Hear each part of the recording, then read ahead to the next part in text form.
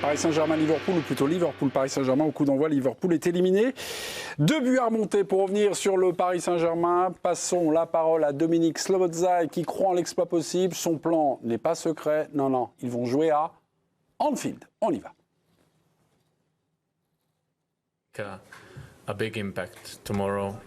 Anfield aura un gros impact demain. On l'a souvent vu cette saison et les saisons précédentes. On sait ce que ça fait de jouer pour Liverpool, jouer à Anfield devant ses supporters, on sait ce que ça fait.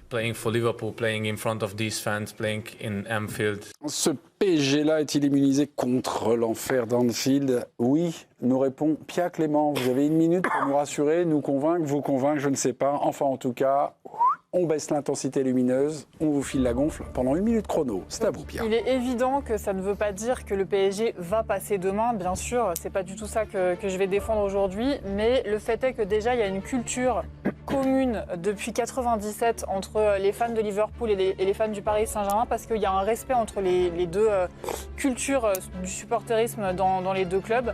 En 97, quand Liverpool vient pour la première fois au parc, les supporters à Auteuil les accueillent avec une banderole « Welcome to the Legendary Fans ». Donc déjà, il y a des liens entre les supporters de Liverpool et du Paris Saint-Germain. Donc en aucun cas, les supporters du PSG qui seront dans le parquage demain ne chanteront moins fort parce qu'ils sont à Anfield.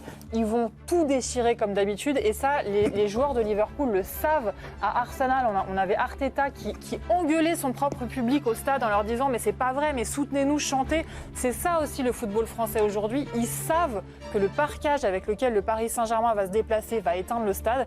Et par ailleurs, l'équipe aujourd'hui de Luis Enrique, elle dégage une confiance intérieure qui peut déplacer des montagnes dans n'importe quel stade. L'enfer d'Anfield sera pour les Reds à bien écouter. Pia Clément a-t-elle convaincu, chers téléspectateurs? Compte X de l'équipe du soir, c'est le réflexe. Avez-vous convaincu vos copains chroniqueurs? Je vois des mines fuyantes. Je vois un Régis se tripoter la barbichette. Régis, simplement, convaincu ou pas? On n'est pas sur les arguments. Non.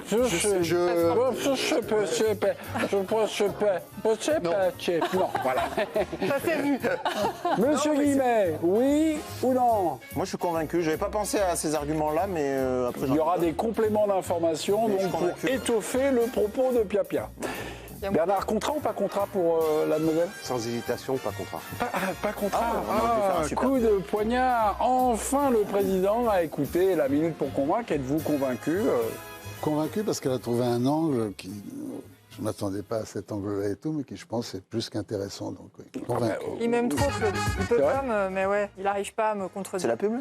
Non, je sais pas. Non, je crois que quelqu'un a glissé en régie. Pardonnez-moi. Mais il y avait quelqu'un qui s'attendait pas à ça, mais qui s'en est parmi. Non, mais après, ce que dit Pia sur le fait que les 3000 supporters parisiens sont susceptibles de faire plus de bruit qu'Anfield et de réduire Anfield à baisser le son d'Anfield, pourquoi pas, mais ça n'immunisera pas pour autant, à mon sens, le PSG de la velléité de Liverpool de mettre le feu à cette rencontre, d'aller presser le PSG très haut, de prendre énormément de risques, d'être prêt à être sur un fil, à se déséquilibrer au maximum. Je ne pense pas que ça va marcher, parce que je pense que la marge est trop importante pour le PSG. Mais je pense que ça peut marcher, ça peut fonctionner, parce que le foot est ainsi fait. Et je pense qu'il y a une chance que Liverpool, malgré tout, renverse tout, quelle que soit la maturité du Paris Saint-Germain. C'est pour ça que le terme immunité me paraît trop fort. Immunisé. Mais immunisé contre l'enfer, pas contre l'élimination. Régis, vous méritez une petite relance. Dans le Parisien, aujourd'hui en France, David Ngog qui a joué dans les deux clubs. Si Liverpool, David Ngog, ils sont rares à avoir joué dans les deux clubs. Si Liverpool marque en premier, cela peut tout changer. Le scénario dépendra beaucoup de cela. Oui. C'est ça, en fait. C'est ça. Mais c'est ce que dit Slot. Hein. C'est ce qu'il veut. Non, mais en plus, le problème du PSG, c'est qu'ils les ont malgré tout laissés en vie, parce qu'il ne doit absolument pas y avoir 2-0. C'est pas forcément un problème. Il doit... Ouais. Non, pour moi, il y a le précédent Aston Villa. Non, mais d'accord. 3-1 à l'aller. C'est pas plus 2. Oui, mais il y avait plus 2, et ils savent que plus 2, ça peut ne pas suffire, donc ils ne vont pas aller en Anfield en claquette. Ils vont pas y aller comme y était allé le Barça, à 3-0. Tu vas pas en Anfield en claquette, tu vas jamais en Anfield à claquette. Et on fait 3-0 au match retour. Tu peux, oui, non, mais là, c'est. Les amis, vous ne trouvez pas que dans le foot actuel, que le seul argument, ce soit la qualité de l'ambiance de Liverpool quand on prépare un match et tout. Pourquoi il dit ça, Szoboszlai ? Quand on arrive à ça, c'est que... Évidemment, voilà. Si on me laisse la parole, c'est ce que je voulais dire. Hein, mais non, t'es d'accord avec Pierre, alors? Je suis désolé, Bernard. T'es d'accord avec Pierre? Non, mais alors... Allez-y, Bernard, on vous laisse pas parler ce soir. Hein. Si on me laisse la parole, quel cabotin. Il faudrait afficher les temps de parole comme dans les émissions politiques. Non, mais je ne suis pas d'accord avec l'argumentaire qu'a déployé Pia, malgré son magnifique rouge à lèvres. Mais moi, je le vois sur... Mais en même temps, immunisé, non, on n'est jamais totalement, parce que la magie d'Anfield reste la magie d'Anfield. Il y aura aussi un contexte extrêmement particulier sur ce match-là pour les supporters anglais de Liverpool, parce qu'ils vont célébrer le triste anniversaire de la catastrophe d'Hillsborough de 89. Donc il va y avoir tout un cérémonial avant le match, et ça va donner un supplément d'âme à Anfield. Il le célèbre chaque année, c'est pas pour autant qu'il gagne la Ligue des Champions chaque année. Non, mais il y aura un contexte très particulier, en dehors du fait qu'après, effectivement, le Paris Saint-Germain... Tous les ans, au mois d'avril. C'est des matchs très particuliers. Oui, mais il ne gagne pas la Ligue des Champions. Le supplément d'âme à Anfield, il est évident. Et après, non, mais là, je dis, il y aura encore plus un supplément d'âme. Et après, il y a un autre argument, et j'étais étonné que Pia le développe pas, c'est qu'en fait, l'histoire contemporaine du Paris Saint-Germain et de ce PSG Luis Enrique a été construite en Angleterre, où ils ont réussi de formidables performances, Aston Villa, City, etc. Donc, ça, c'est pour l'antithèse, ça. Pardon ? C'est pour l'antithèse. Oui, donc c'est pour ça que je suis plutôt d'accord avec Pia, mais pas pour ces arguments. Les Parisiens, ils ont Pia, je vous faisais un signe hors caméra, on va donner la parole à Giovanni Castaldi, qui a son avis là-dessus, qui est arrivé donc aujourd'hui, qui suit le Paris Saint-Germain. C'est vos nombreux voyages en Angleterre, puisque le Paris Saint-Germain recroise souvent des équipes anglaises. Est-ce que vous sentez, ce qu'on a parlé là, quelque chose peut-être en train de se préparer, en train de monter, ou, pour paraphraser Claude Leroy, quand on n'a plus que ça, c'est qu'on n'a pas beaucoup d'atouts dans son jeu. Claude est immense et c'est pour ça qu'il est président. Je ne vois pas comment un pays qui héberge l'enfer du Nord peut avoir l'honnêteté de faire à Saint-Étienne avec l'enfer d'Anfield. L'an passé, moi j'ai entendu le You Never Walk Alone et derrière il n'y avait plus rien. J'ai entendu les supporters parisiens et Claude a 100% raison. Je veux dire, depuis la défaite du match aller la semaine dernière, Arne Slot, il a que Anfield à la bouche, t'as l'impression qu'il n'y a pas de plan de jeu. Bon, la réalité, c'est qu'il y a 3 classes d'écart entre le Paris Saint-Germain et Liverpool aujourd'hui, que si Liverpool veut s'en sortir, il ferait mieux de se concentrer sur leur jeu eux-mêmes plutôt que de parler des supporters, puisque là, si on écoute un petit peu Pia notamment, on a l'impression que c'est les 3000 supporters parisiens qui chantent dans le stade, qui font gagner Luis Enrique, et puis c'est le reste des supporters de Liverpool qui vont faire gagner les hommes d'Arne Slot.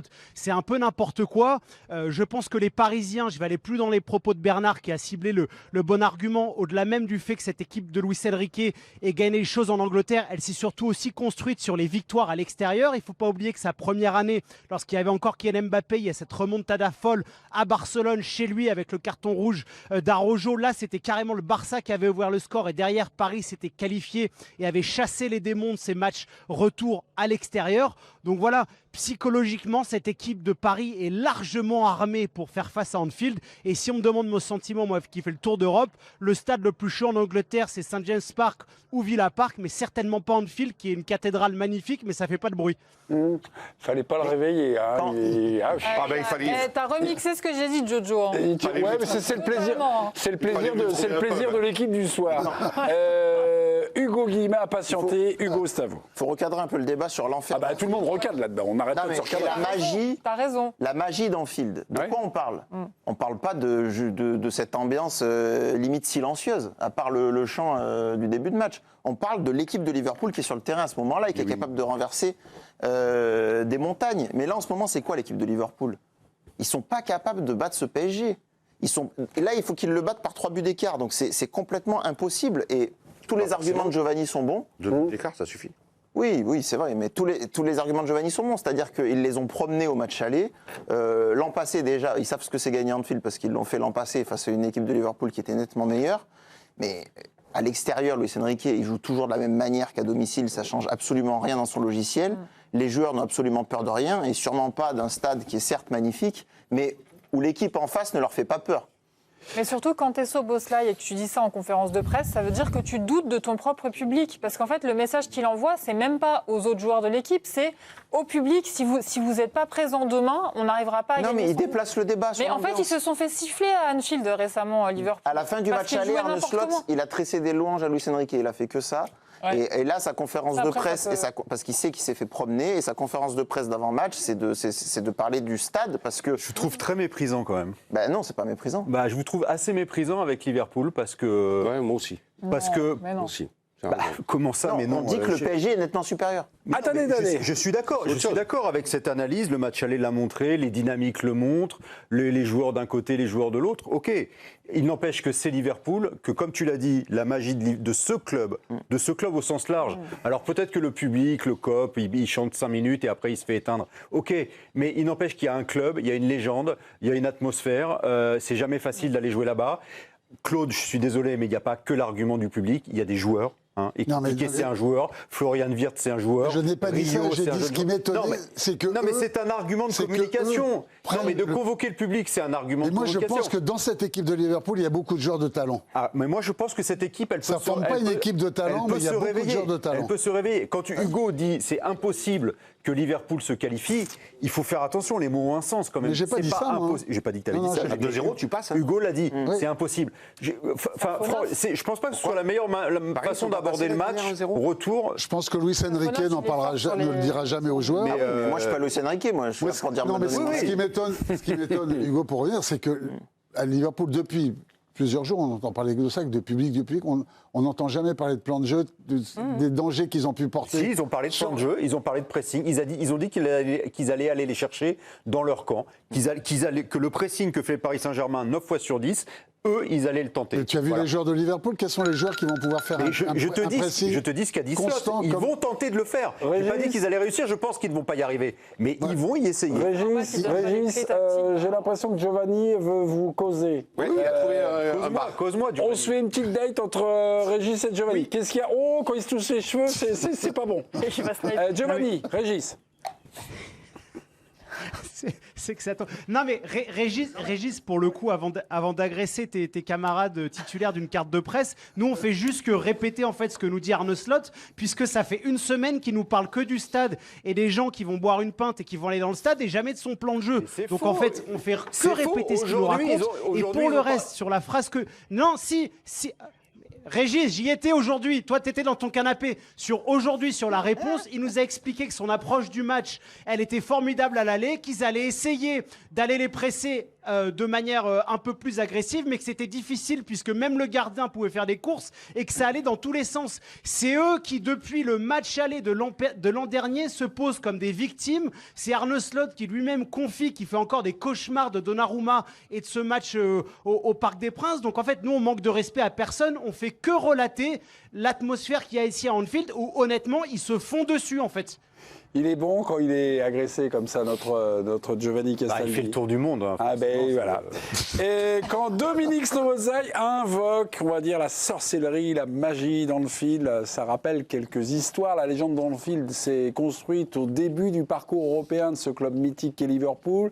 C'est les années 60, 70, où finalement les victoires, les qualifications, peut-être au début les épopées, ont été créées. On se souvient, nous, Français, pauvres supporters stéphanois, scandale. En 1977, Brian Fairclough. Il était hors jeu en plus. Oui, c'est pas David. Oui. C'est David Fairclough? J'ai dit Brian?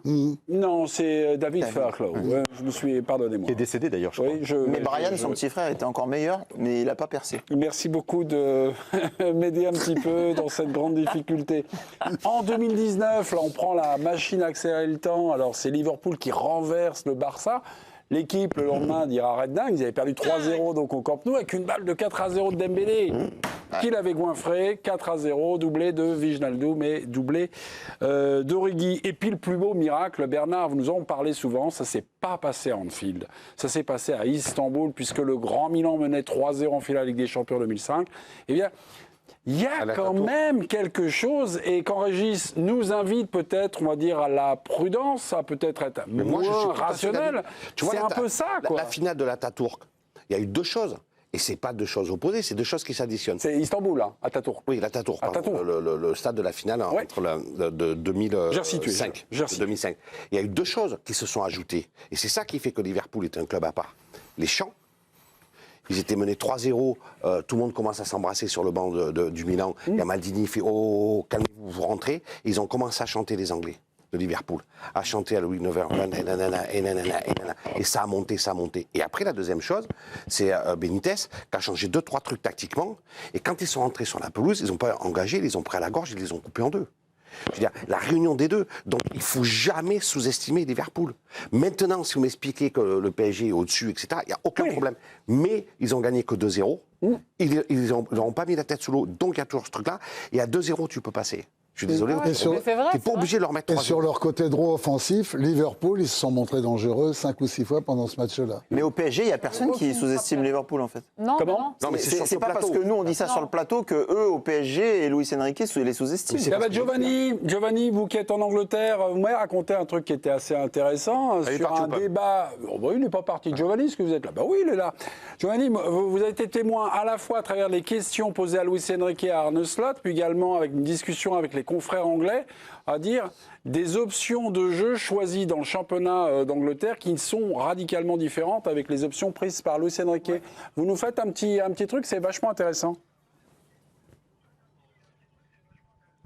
Bah oui, pour le coup, c'est une scène qui est intervenue en fait après le match aller, la victoire 2-0 du Paris Saint-Germain. C'est la toute dernière question de la conférence de presse de Luis Enrique. Et là, on a un confrère anglais, je me rappelle plus du média, qui, de manière très spontanée, nous explique en fait et dit à Luis Enrique, maintenant en Première Ligue, beaucoup d'entraîneurs travaillent que les phases arrêtées, se concentrent beaucoup sur les coups de pied arrêtés, les corners, entre guillemets, on pense tous à la même équipe Arsenal, et il y a un peu moins du jeu de votre style de football de possession en mouvement avec de la vitesse, du rythme, du dézonage. Il y avait comme voilà, un cri du cœur de ce journaliste, et ce qui m'a frappé aussi également aujourd'hui chez nos confrères anglais, c'est qu'ils étaient tous matrixés par ce grand puzzle organisé par Luis Enrique, cette manière de dézonner, d'agresser, de presser, de jouer la possession, la transition. Moi, je ressens surtout un peuple anglais à travers de toutes ces péripéties face au Paris Saint-Germain qui est vraiment en crise identitaire en fait de son football. Ça se ressent chez nos confrères.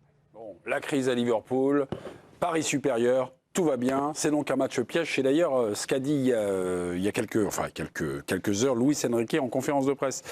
Giovanni, on ne vous quitte pas là, on vous reste, mais on voulait juste faire un petit point avec Pia Clément. Vous êtes-elle convaincue? Eh bien, non, elle n'a pas convaincu, 52-48, mais voilà. Bon, bah écoutez, vous reviendrez? Du moment qu'on passe demain, pas de souci. Ok.